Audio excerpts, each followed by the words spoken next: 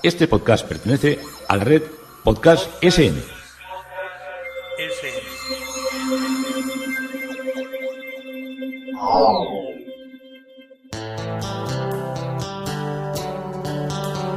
Historia con sentido.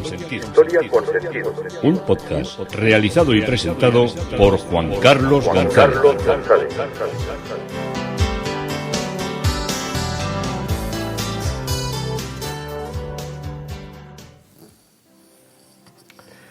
Un saludo a cuantas personas se acercan a través de las redes sociales, de Facebook, de Twitter, de mi página web Historia con Sentido y de la red de podcast SM.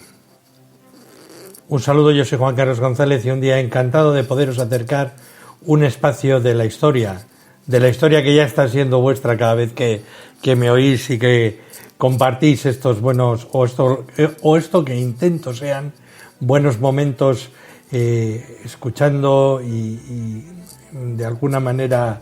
participando en las historias que os cuento.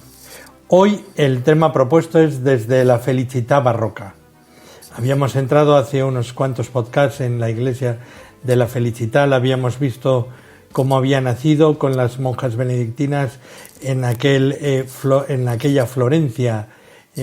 muy todavía poco importante, y cómo había ido evolucionando a través de su, no es la palabra lealtad, sino a la vez una complicidad por parte de los Medici con el citado templo, cómo había ido expandiéndose y haciéndose una iglesia importante. Y seguiremos hoy hablando de ellas, de todo lo que eran las obras barrocas y de todo lo que son las obras, para acabar en algunos, todavía lo bueno se hace esperar, como suelen decir, en la gran obra de Pontormo, que es la que corona este magnífico templo y que es la que nos ha traído de alguna manera hasta aquí. Una de las maldades, podría decir, no sé si la palabra es maldad desde nuestra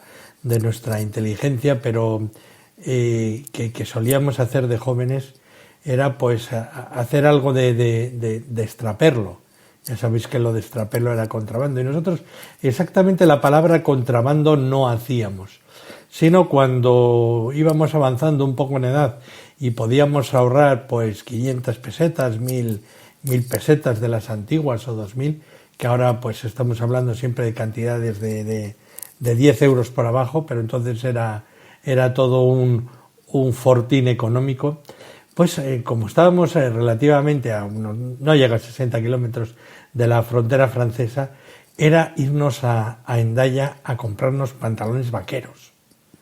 Y diréis, pues vaya contrabando, pero ¿qué pasa? ¿Que no había pantalones vaqueros en vuestro pueblo? Sí, pero había unos pantalones vaqueros que eran como muy atractivos,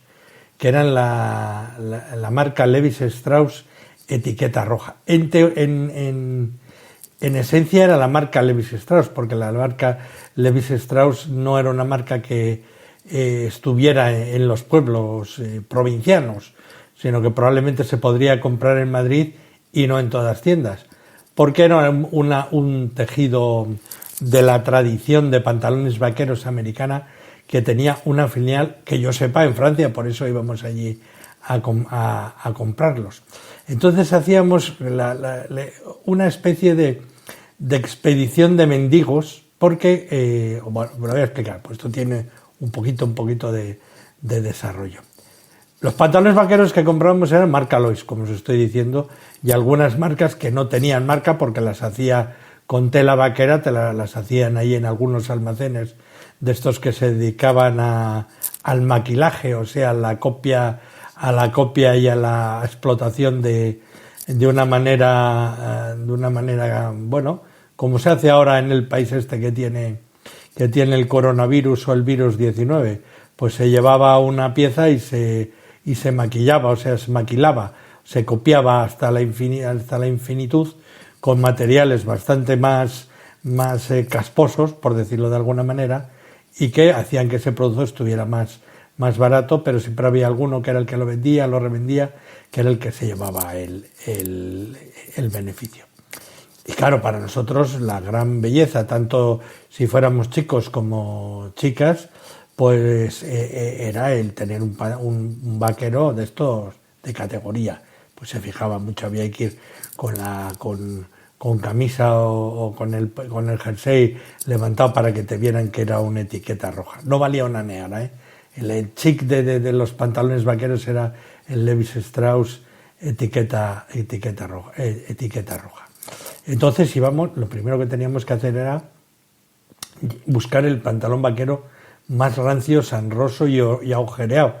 Estos pantalones que ahora están de moda, que están todos rajados y todos ajados y todos a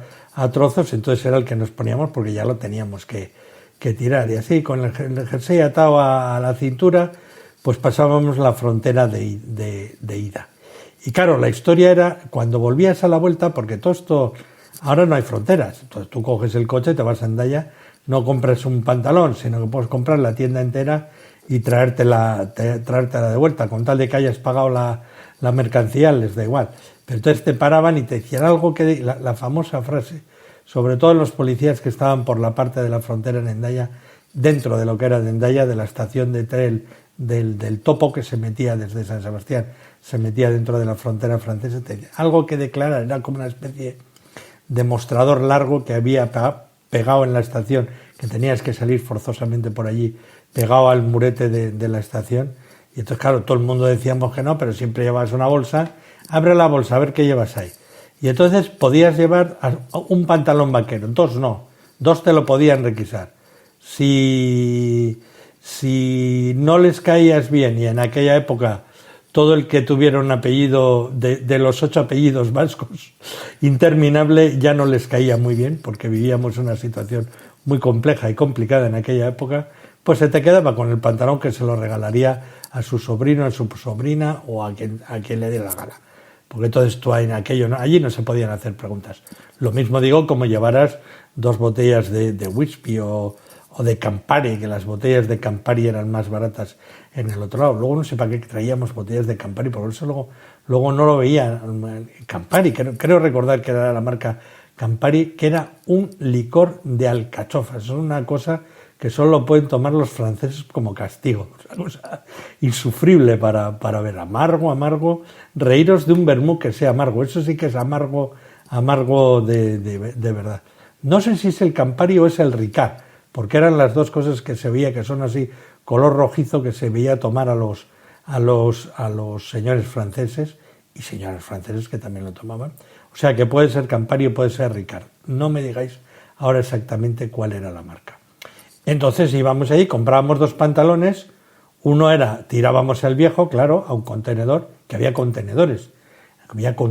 para la basura, algo tan normal que vemos ahora. Entonces para nosotros era un símbolo del europeísmo, tirábamos ahí al contenedor todos ufanos después de habernos puesto un pantalón, y habíamos comprado otro. Y si teníamos mucho dinero habíamos comprado otro tercero más, y nos lo repartíamos entre el que no llevaba dinero, pues se ponía ese pantalón y pasaba con el pantalón puesto y llevaba el otro pantalón tuyo, o tú llevabas otro pantalón para cuando llegabas al pueblo revenderlo por 100 pesetas más. Qué mercado más miserable nos traíamos. Pero bueno, hacíamos ilusión a la gente y entrábamos en todo lo que era esa especie de conspiración de compra de pantalones Levis Strauss. La fábrica de Lois, una de ellas, aunque eran una matriz valenciana, que habían traído algunas de los protocolos de lo que es la marca registrada de Estados Unidos, una de las fábricas importantes estaba en Vergara, que era el partido judicial, que se decía entonces, son nombres rimbombantes. Partido judicial era que había un juez o 3 jueces las 24 horas del día en una especie como de edificios que eran, bueno, muchos eran de la Diputación, lo único que tenían de esbelto era el escudo allí, que están esos forzudos con las armas que sujetan un escudo con la reina, los cañones guipuzcoanos y los árboles que tienen como parte baja unas ondas del mar, y el lema, aquel lema sesudo que nos lo metían los profesores a a palo limpio que era indómita Bardulia nunquam dominata, la indómita tierra de los bárdulos que nunca fue dominada. Claro, allí nos acercaron los romanos porque, aparte de tirarles piedras, allí no crecía ni los abrojos de Castilla, crecían allí. Bueno, entonces allí había, en Vergara, había la fábrica de Lois, había el partido judicial y había otro signo que llegaba a nuestro pueblo de modernidad, que era el autobús. Diréis, pero bueno, es que un autobús no se veía. No. Los autobuses no se veían. Las fábricas tenían algunos autobuses que eran propios y después pasaba un autobús, el autobús que pasaba por el pueblo, que era claro, si os he dicho que era en Vergara donde se producía la modernidad, era la vergaresa, era el título que tenía el autobús, era la vergaresa, y os imagináis de qué color era el autobús, pues era blanco con unas rayas blancas y era azul del añil de Vergara, del azul del paño de Vergara, que es el azul de los buzos de los trabajadores, y era el color también de los pantalones vaqueros de la fábrica Lois, que sin ningún escrúpulo te echaban todo el agua y todo el tinte al río, y el río era el río, creo que es el río Deva, el que pasa por allí, pues bajaba, no penséis que de otra manera que del color azul, porque ahí van todos sin ningún control anticontaminante ni ninguna cosa. Y entonces el autobús que llegaba a nuestro pueblo ponía la vergaresa y debajo empresa de Celestino Idarreta e hijos. Esa empresa ya no existe, ya se fusionaron con Pesa, con una empresa grande en Vizcaína que se hizo con todo el poder de todos los autobuses, pero durante muchos años esos autobuses blancos y azules fueron la modernidad que llegaba a nuestro pueblo y tenían un urbano, que era un autobús que andaba por dentro del pueblo y por el extrarradio, donde hacía un río. Oías el autobús cuando llegaba por el estrépito que armaba a distancia. Me acuerdo que tenía una palanca de cambios que era una barra larguísima, que casi llegaba hasta la mitad del asiento del conductor. Había un conductor que se llamaba Esteban. Yo siempre parecía un hombre perenne, pasaban los años, no cambiaba, el autobús no cambiaba y el Esteban seguía siempre de chofer de aquel autobús. Y luego todo lo que era el motor estaba puesto en la parte delantera, pero sobresalía un montón. Era una especie como de jiba de camello a la entrada del autobús. Y tenía como una especie de mesa de fornica donde dejabas ahí el dinero y te cobraba el del autobús, y tenía como un rollito que le daba vueltas, como si, imaginaos como una pequeña ruleta, y te escupía, por decirlo de alguna manera, una tirita de papel blanco que era tu billete y tu seguro de viajero, con el cual ibas allí a sentarte en unos asientos de Sky de color granate oscuro, que estaban absolutamente impregnados del olor del tabaco, porque entonces se fumaba en los autobuses. Ahora esto es una cosa, sería impensable, pero entonces era una cosa que era muy concreta y muy simpática. Y bueno, cada uno fuimos hijos de un tiempo, como los autobuses de la Vergaresa lo fueron de aquella mi infancia y de mi juventud. Y la vida cambia pues para todo y para todas las realidades de movilidad y para todas las cuestiones. Como le cambió a la Iglesia de la felicidad la llegada del barroco. Nos estamos refiriendo, pues claro, como os he dicho al principio, a la felicità de Florencia. Bueno, después de los cambios radicales del siglo anterior, el siglo XVII se limitó a modificaciones modestas de acuerdo con las nuevas tendencias arquitectónicas y decorativas. Y entre las pocas intervenciones, la más importante depende de Ludovico Cigoli, y es la capilla principal, que pasó a estar bajo el mecenazgo de la familia Guicciardini desde 1606. Después del trabajo para la capilla familiar, Pietro Guarzini, el mecenas, irá a Roma en el año 1611, donde también se encontrará con el maestro Cigoli, yendo Piero a la ciudad romana en calidad de embajador, teniendo mucho poder y conociendo a muchos de los grandes pintores de la época barroca. Pero las obras que le encargaban eran un problema, principalmente debido a la distancia desde la que pintaba, porque ya no pintaba in situ, sino que pintaba, me estoy refiriendo a Cigoli, sino que pintaba en Roma, en esa Roma barroca, y desde la comisión de Santa Felicita, cuando le encargan las obras, el Cigoli es retenido en Roma por los compromisos que tenía con la corte papal, donde había llegado en 1604 por invitación del Papa Clemente VIII y no regresó a Florencia hasta septiembre del 607 y permanece en ella hasta diciembre de 1608. También en Roma el embajador Giardini confió a los pintores caravallescos la construcción de las pinturas designadas para decorar las paredes del ábside. La bóveda había sido pintada entre 1617 y 1619, ya ves que ya estamos en pleno barroco, por Miguel Ángel Cinganelli. Se puede obtener información preciosa sobre las obras que se realizan en Santa Felicita del escrito de mandatos y obtener información precisa sobre las órdenes de pago que se emitían a través de los contracheques de los banqueros florentinos que residían en Roma, ya que en el año entre 1619 y 1621 se ven que se han encargado pagos por 200 escudos a los pintores Giovanni Antonio Galli, conocido con el Spadarino, y a Checo de Caravaggio, que era el nombre que se le aplicaba a Francesco Buoneri.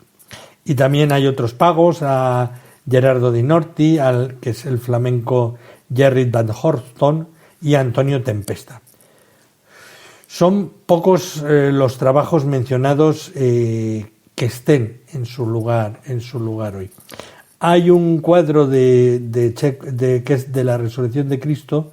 se encargó a Checo de Caravaggio, pero nunca llegó a la Santa Felicita, tal vez o bien porque no fue del agrado del mecenas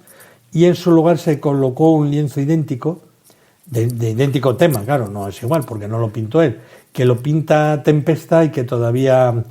Antonio Tempesta y que todavía está en la iglesia. Una resurrección de Cristo muy, muy espectacular, con muchos amarillos, con una explosión del Cristo que sale de la lápida del sepulcro. Y en los encargos también hay una crucifixión de Spadarino, pero el lienzo que hoy representa este tema es una pintura del florentino Lorenzo Carletti, que se menciona ya desde el siglo XVIII,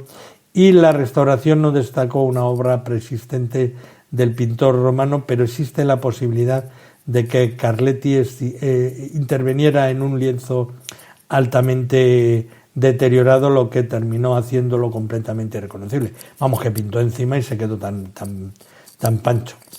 Las obras realizadas en el siglo XVII, como las capillas más antiguas de Barbadori Caponi y Canigliani, encontrarán una inclusión digna de la reconstrucción de la iglesia, decidida por las monjas benedictinas con una total autonomía para su ejecución. Posteriormente ya el monasterio solicitó la protección granducal, sobre todo por motivos económicos. Pero, como se desprende por los documentos, solo lo que se ve es que lo que encargan las monjas es lo que desarrollan muchas veces los benefactores en acuerdo con ellas, y que la familia reinante,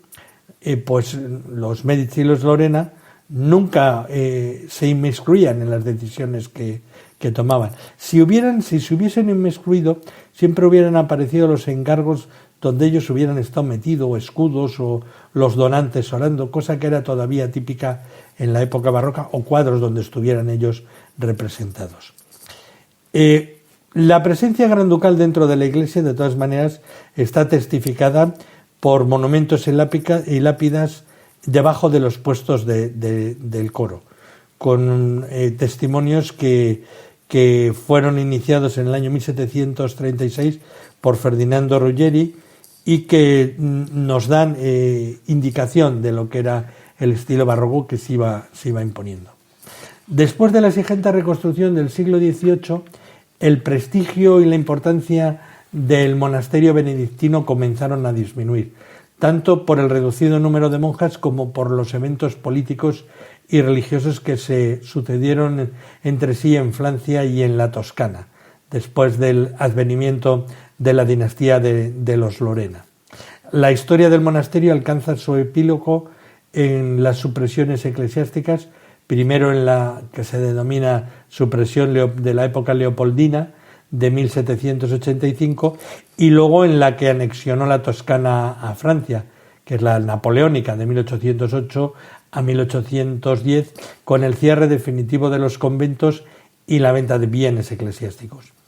Incluso el trabajo dentro de la Iglesia también sufrió un revés, limitándose a intervenciones de poco valor realizadas por particulares, ya sin el apoyo del monasterio, que era la razón de su existir. Y Santa Felicita perdió el papel vital de atracción y agregación cultural que lo había llevado siglo tras siglo a lo que fue la experiencia, primero monástica, después parroquial y luego granducal.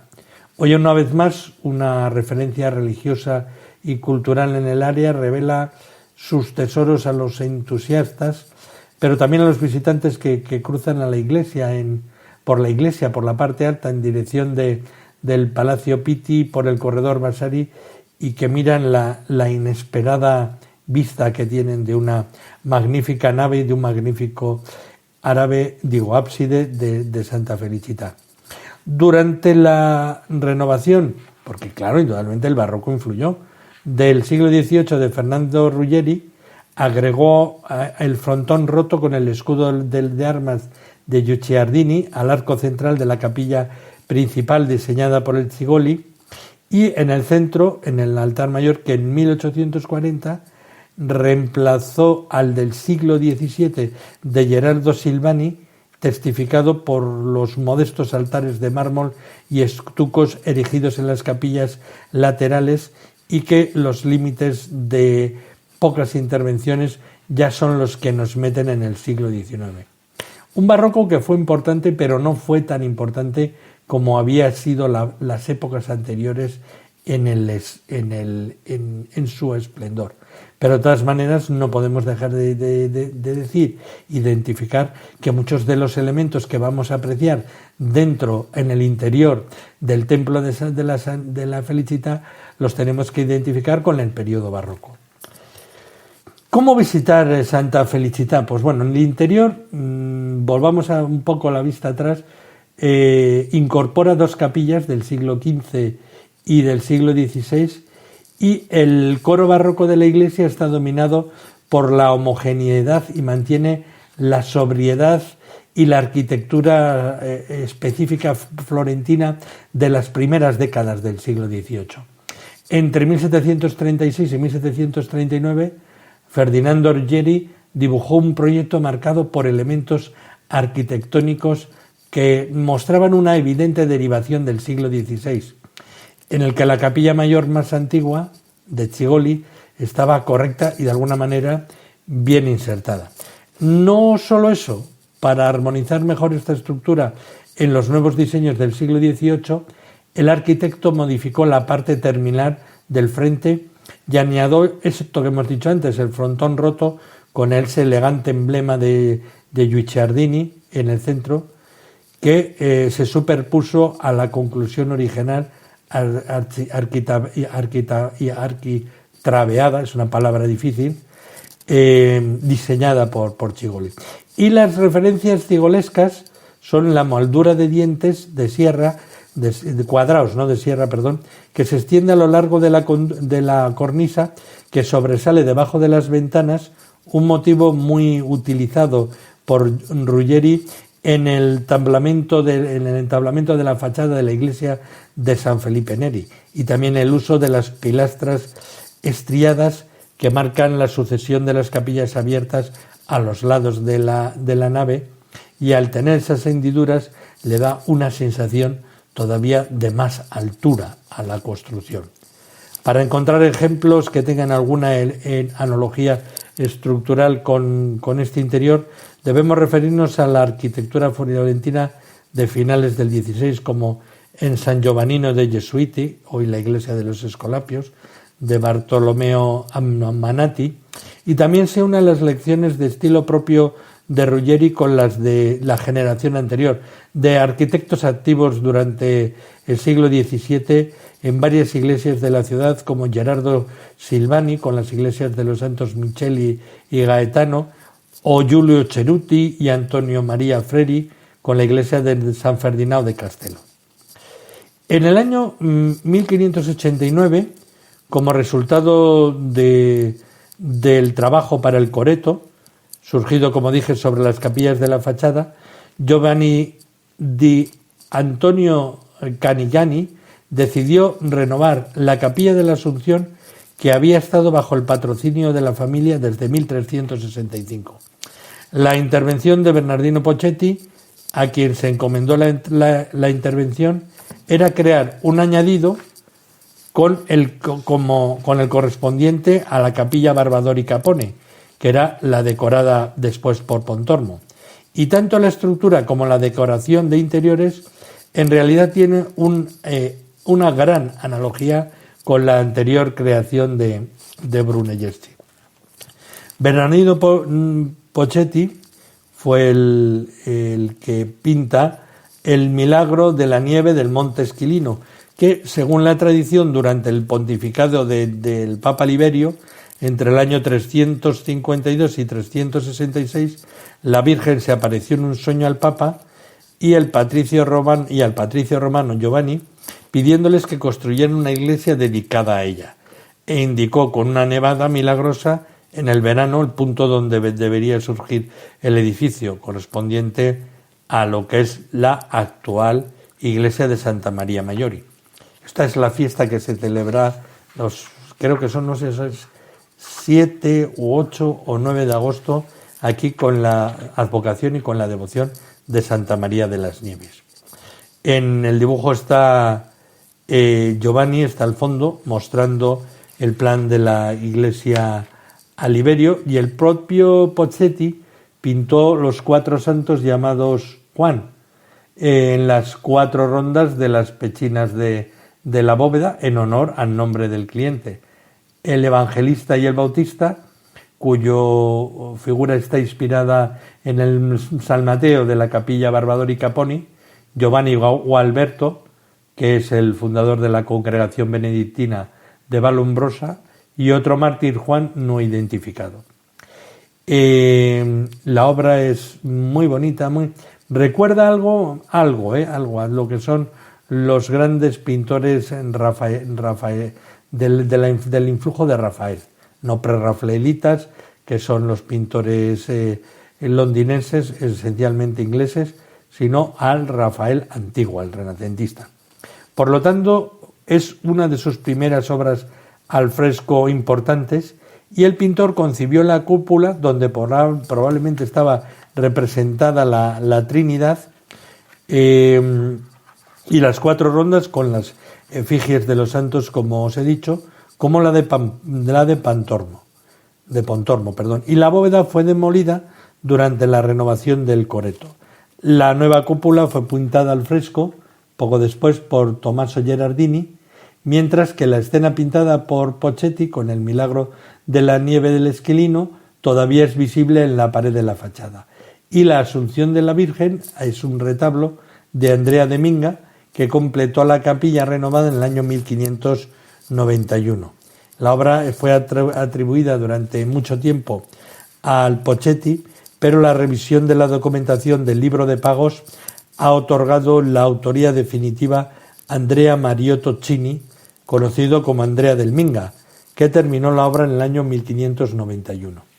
Continuamos avanzando por la pared izquierda de la nave, donde hay capillas que ya son menores, y la pared y el crucero izquierdo ofrecen ejemplos de una pintura un poco de más alto nivel. En la primera está el San Sebastián de Fabrizio Boschi, ejecutado en 1617 por los Caniani y nunca se mudó de su ubicación original. El segundo es el niño Tobías da la vista a su padre, de Ignacio Udgerford, comisionado por las monjas alrededor de 1741 para reemplazar a los Tres Ángeles y Taviolo de Domenico de Michelino, hoy en la Academia, alumno de Antón Domenico Gavani, y Usford fue también restaurador y coleccionista. El tercero es La limosna del rey de Francia, en el año 1682,